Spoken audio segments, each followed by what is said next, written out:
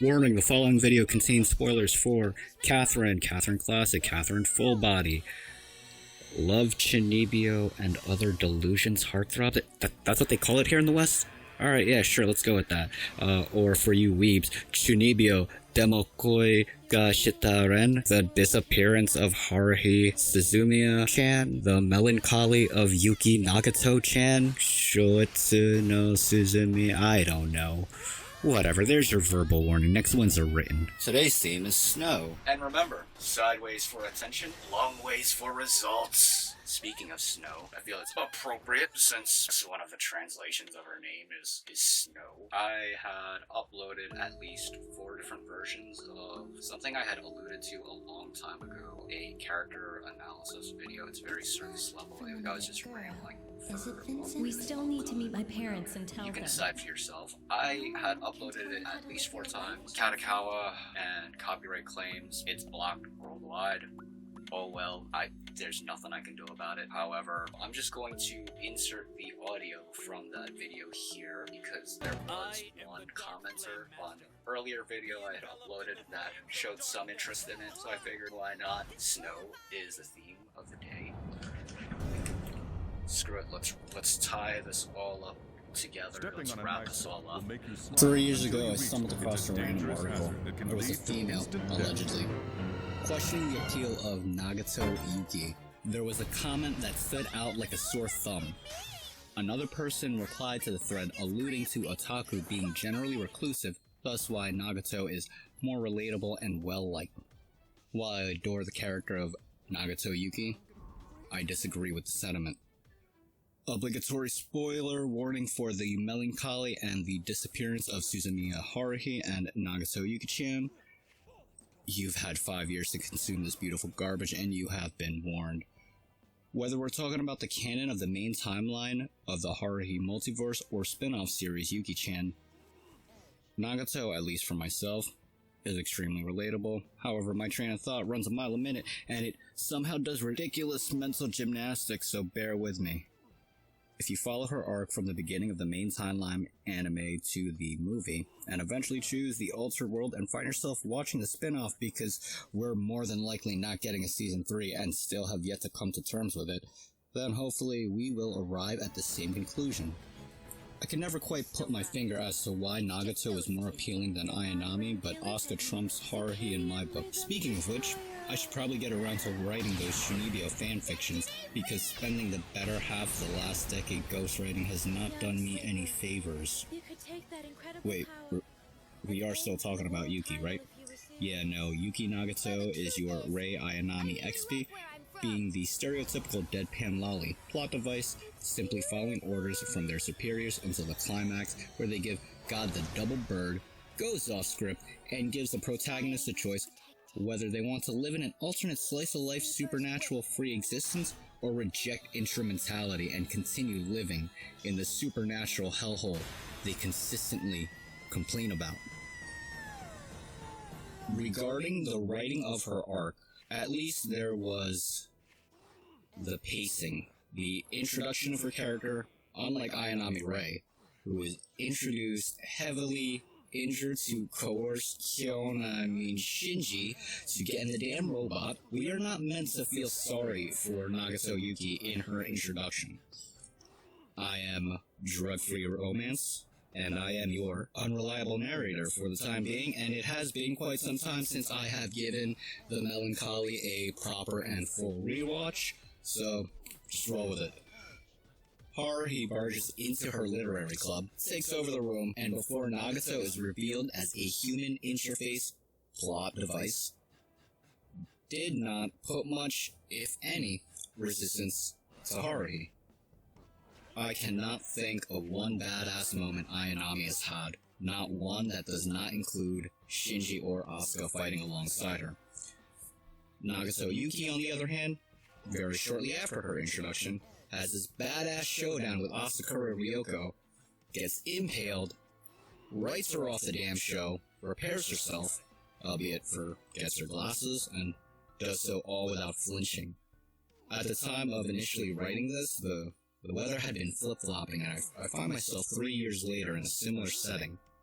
I have grown accustomed to the winter cold that on random days is on the warmer side before the start of spring.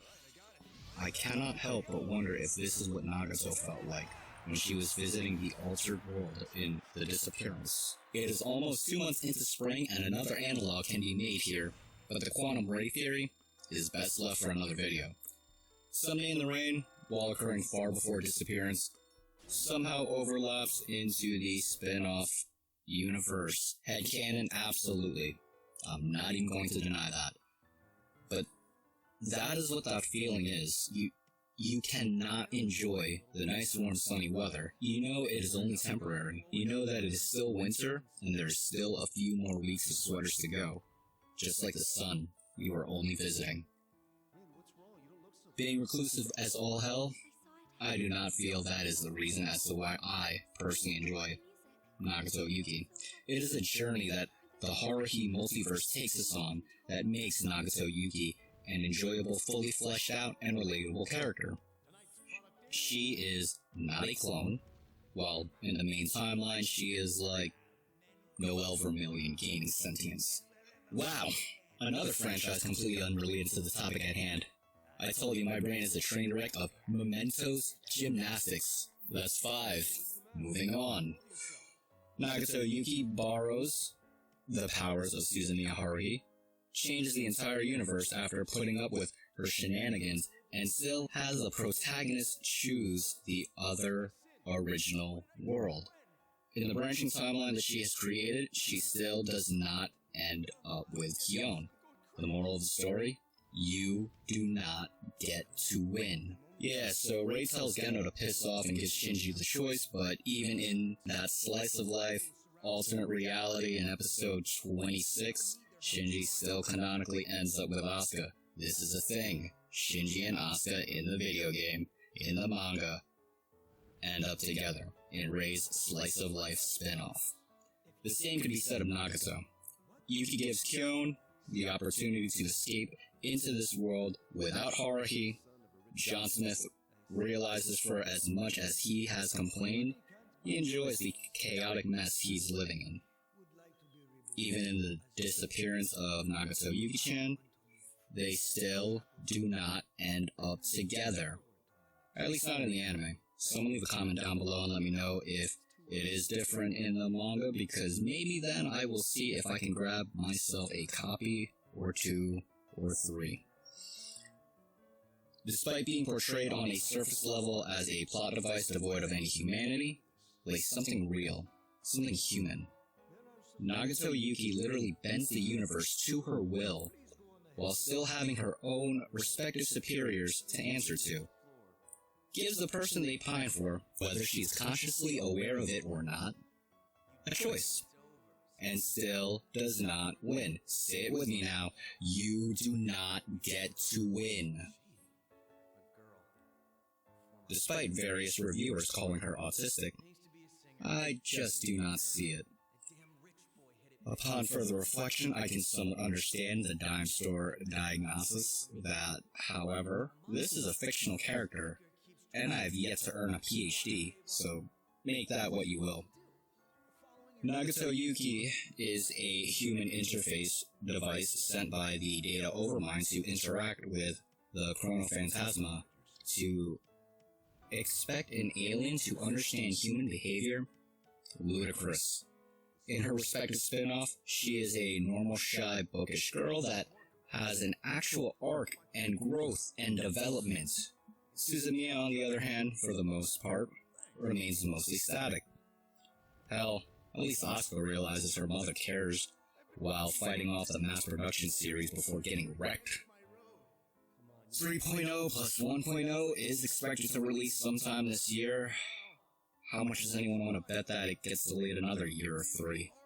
Stop putting off the rebuild, Anno. Shin Godzilla is done. It has been a decade since we started the rebuild. I would like my 3.0 plus 1.0, please. Oh god, no. The thought just occurred. We might not ever get 3.0 plus 1.0. Just like, we may not ever get a Season 3. Speaking of which, where is that final novel? Anyways, Nagato gets tired of the bull Suzumiya is causing, decides I have lived this summer far too many times, screw you, this winter, I am done. I'm going to ruin your holidays, no sweet baby Jesus under the mistletoe for you. But just in case this is a bad idea, which it probably is, I'll leave the door open to the old forgotten original world still open. Because let's be real for a moment, any coder where their sodium knows how to leave a back door open, screw your window, wow, off track again. That's what makes Nagato relatable. She gets fed up with the complacency, stops observing, a la carte Rachel, and proactively takes a step to change the world she inhabits. It's something you appreciate even more in her spin-off season. She was not planned to be Moe, as that role was assigned to Mikuru Asahina. At least, not until the disappearance. And then the spin-off just throws everything and your mother out the window past the kitchen sink. Fuck you, everything is bright pastel and goes even further beyond. It's a full Kyo Annie Moe. Personally, I do not find the archetype of Kuderi to be desirable, but to each their own. I crave depth in characters. It's probably the same reason why I enjoyed Digimon more than Pokemon growing up. The protagonists undergo development versus some oblivious main character, while the monster of the week and undergoing no plot nor character development. The only thing that changes throughout the generations is setting. They made Pikachu speak English. I am not sorry, I have no desire to return to that franchise to compare the games with the never-ending anime. I'll go watch Chronicles instead. You grow with Nagato Yuki-chan. You learn to feel. Unless, of course, you're a static human being or have been stagnant most of your life. Then sure, let the hierarchy of your universe pull you around on the leash. You can have that timeline. I'll be over here with Best Girl Sasuke, because, you know, source material, light novels, etc., etc. The difference is, you're not a humanoid interface, and frankly, neither am I, that has 800 some odd years to kill before growing a pair and making a change. While at opposite ends of the spectrum, Asuka and Yuki are great characters because of their respective development in their own journey. While in comparison to Suzumiya and Ayanami, who do not outright give us a... I recorded the gameplay footage maybe about a month ago. I was trying to keep it consistent with real time, like the real world dates of uploading. I have yet to rewatch everything that I've kind of put out thus far in that regard. Okay, if there's something that I might have said or alluded to but didn't really expound upon, feel free to leave a comment below. Call me out on it. I'm open to it, and maybe in the next one I will actually address that, because when I don't take my medication, my mind just goes, my attention span is not as focused. Yuki also means snow. So does Rika. ACAB, by the way. So snow, for those who haven't watched Shinibyo in its entirety, apparently Rika means snowflake or something like that. I don't know.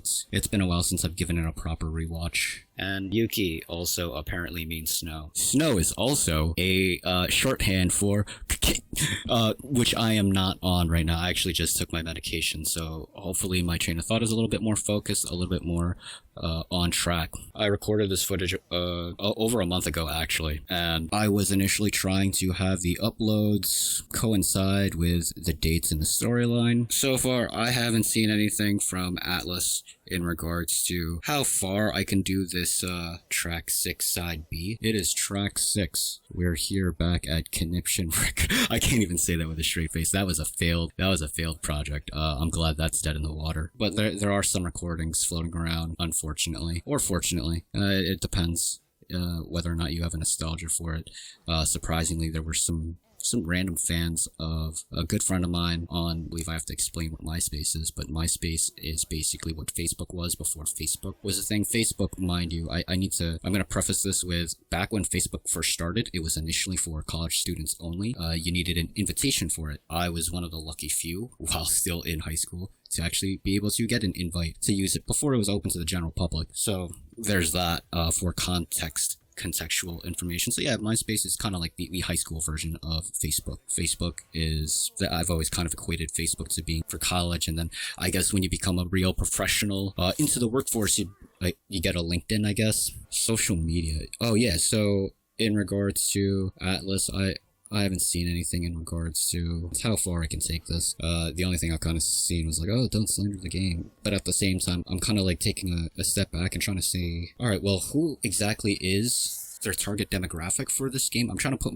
myself in the shoes of, I guess, the team that's going to be porting it over to the Nintendo Switch, and whether or not anything's actually going to be changed from the PS4 to the Nintendo Switch port. Because one thing I've noticed with, you know, playing the same game multiple times on different consoles, different systems, is sometimes it is a one-to-one and it's just changing code to be like, oh, okay, instead of pressing the cross button, you're pressing the big green A button or the B button. I don't know. This whole, oh yeah, it's gonna come out, Atlas, they came out with Catherine Full Body however many years ago. Then they did kind of like this expanded remake, remaster, threw Rin in there, and now they're like, okay, the sales did okay, let's port this over to the Switch, which to me, it's kind of like, it's like a twofold thing, where it's like, I would assume that maybe part of it is, oh, okay, Nintendo is like, oh, okay, this game has like a very titillating cover art, controversial in some areas. I know when I bought Catherine Full Body, this guy I was working with, he looks at it and he just kind of is like, what is this? I'm like, it's a puzzle game, man. Like, but he kind of gave me like this look like, is that like porn on the PlayStation? And it's not.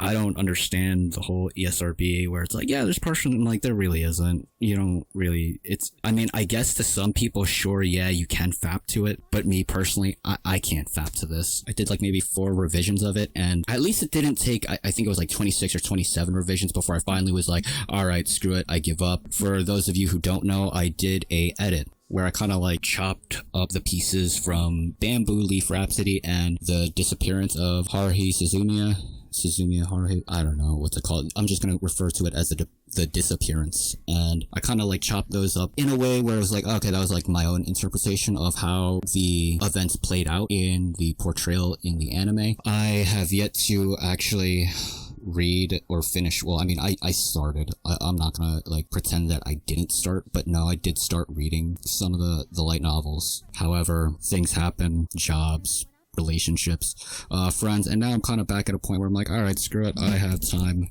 to kill. And I had found the DOCX file of the original surface level character analysis. I had uploaded it 4 times. Bamboo Leaf Rhapsody, or on my channel, I did like kind of like a mashup remix reimagining of how it unfolded. It was about like 27 revisions before I just finally gave up and was like, alright, screw it, I'm never gonna like stop getting these content IDs, copyright claims.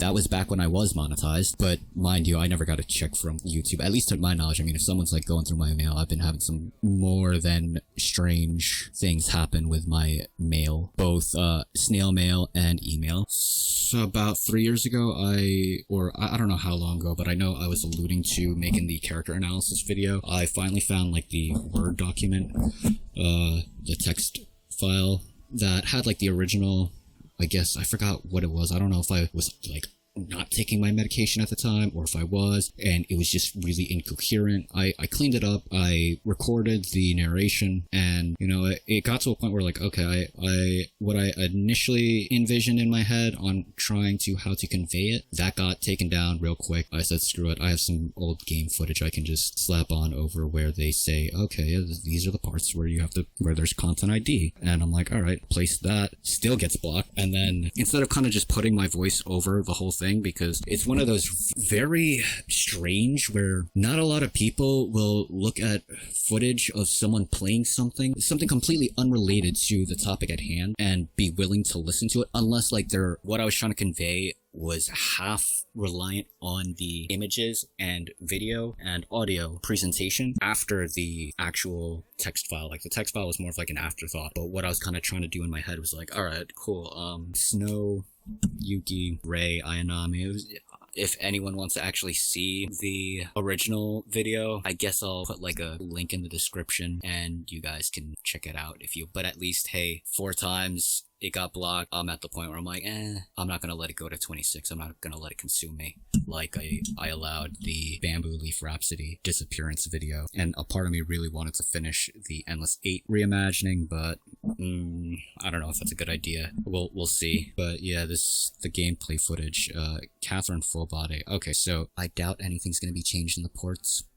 Sometimes there is, like, for example, Final Fantasy VII, completely different than the remake is completely different than what I played. Maybe like a little bit of it, but I never really finished the game. It didn't really appeal to me, but that's partially because I prefer the junctioning system in FF8, because you could, as a comparison, Final Fantasy VIII, that's where I was going with this. Final Fantasy VIII, it's different in terms of when you play it on the PlayStation, the PS3 port, the PC port, which is, the audio is awful. The audio is just awful, but there are a couple like quality of life changes. And I know Valo had I saw him playing FF8, the remastered version. I saw some gameplay online and I'm like, you just slapped the Dissidia models on top of FF8, like, ever since the PS2 era. I was like, wow, they showed this awesome tech demo, and whatever.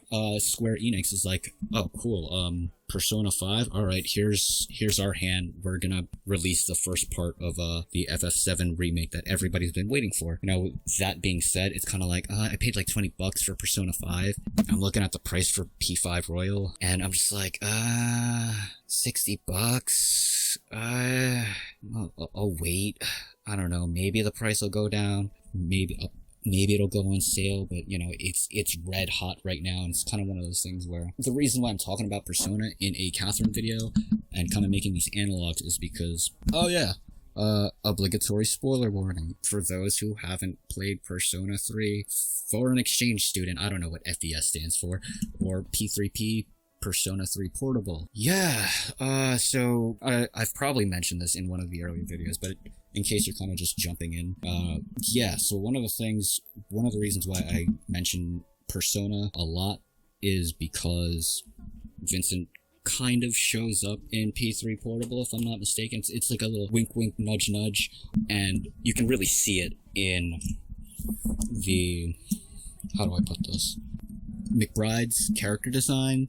You can't not look at McBride, and then after playing P5, you're like, oh, it's like they just, reuse the assets for Sai. And I actually thought, like, oh, Sai looks like, okay, she would be like one of the attendants, like, I don't even remember her name, Elizabeth and Margaret, but no, she's the prosecutor. Yeah, spoilers. Great. Here's the thing, like, they're gonna be porting it. It's supposed to come out 7/7, and it's probably just gonna be a one-to-one port. Who knows if it's gonna have any support for the Hori fight stick. I don't even know if I want to buy that now, because, like, I initially was like, oh, okay, I'll buy the fight stick, cross-tag, people still play that. No one plays cross-tag anymore. For me, it's kind of like, I mean, yeah, okay.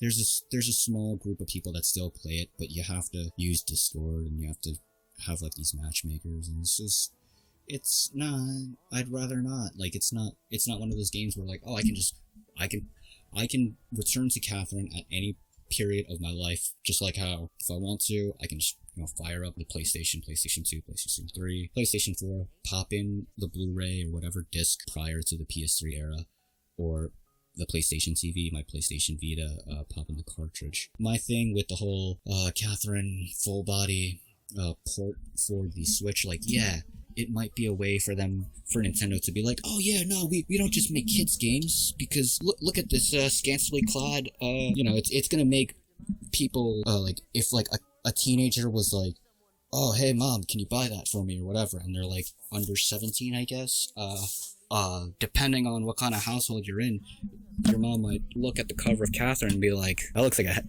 ero game. Looks like a hentai game. It looks like when I walked in on you and you said you were watching anime, but really it was, I don't know, shoujo ramene.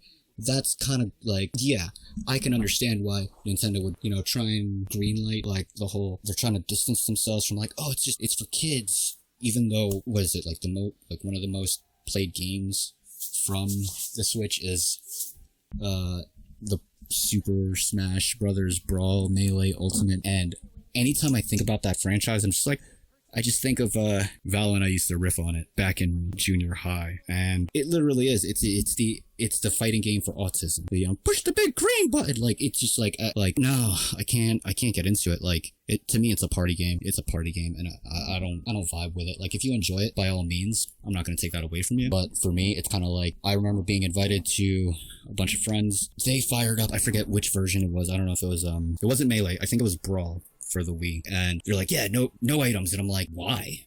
That's kind of, we don't play like that. And I'm like, that's kind of, all right, yeah, sure. Like, that's like, to me, that's like if I held a local or I held a tournament and I'm like, yeah, no DLC. Then, all right, so then anyone who, say I hold a local for Under Night, and I'm like, yeah, no DLC. And the only version I have, for whatever reason, in this hypothetical scenario is Uni-L, and then you're deterring anyone who doesn't play the original 10 characters, or 12, but that's how you alienate your own player base. That's why I feel the Smash communities, it's very toxic. It's like, yeah, no items. I'm like, that's like me holding a tournament for Uniclear and being like, yeah, no launch. Like, what's the point? Like, it's the developers of the game obviously included the items for a reason. It's a party game. It's a party game at its core. Like, change my mind on that, because that's one of those things where it's like, all right, so Nintendo wants to make it look like, oh yeah, we're not just family friendly, we could be edgy too. Here, look at this, like, borderline, like, it's basically Persona, but swap out the RPG dungeon palace elements and swap it out with this weird Tetris looking puzzle platformer, kind of. So I get it. I don't know how I feel about it, because I already know that, like, when I look at my Switch and I'll play, for example, Digimon, the Complete Edition, Cyber Sleuth, no, Digimon Story, Cyber Sleuth, Hacker's Memory. When I play it on the Switch, I'm like, it just, if it weren't for a couple, like, cool little things that they added in that game, I would just kind of pop in the PS4 version of Hacker's Memory, or pop in the PS4 version of Cyber Sleuth, because the Vita left a lot to be desired. But yeah, so for me, it's kind of like, okay, yeah, they're offering a keychain. Well, what else? What else is Atlas going to add in the Switch port? And I really hope that if and when it does drop for the Switch, that it's not just, oh, you get all the DLC that you would have to pay for on the PlayStation 4, you get that included with the cartridge. But then overall, graphically, it's still gonna be inferior to PlayStation 4 graphically. So to me, it's kind of like, well, why would I buy this game a third time? For a keychain? I was able to justify Uniclear, because, all right, cool, I don't have to spend like however much on, character colors and an extra DLC character, and that's kind of what Full Body is. A lot of people feel that Rin is inconsequential to the part. She's inconsequential to the game, but I would argue no, because depending on, like, you're in this game, your choices actually matter. Like, I was trying to sit through the first part of P5, and I was like, these choices don't matter at all. It's like, it's this illusion of choice, but nah, what you say to people, it shows it on screen, and that's. And one thing is, it's not just, oh, left, right, blue, red. The choices in regards to, I guess, if you want to go for the Rin ending, which I was trying to do, but I don't know, I feel like I have to, like, look at a guide and be like, oh, okay, I did something wrong. Oh, well. But we're just gonna go with it, we're gonna move right on. And, yeah. So, in regards to that, it's kind of like, alright, I don't know if I made the right choice, but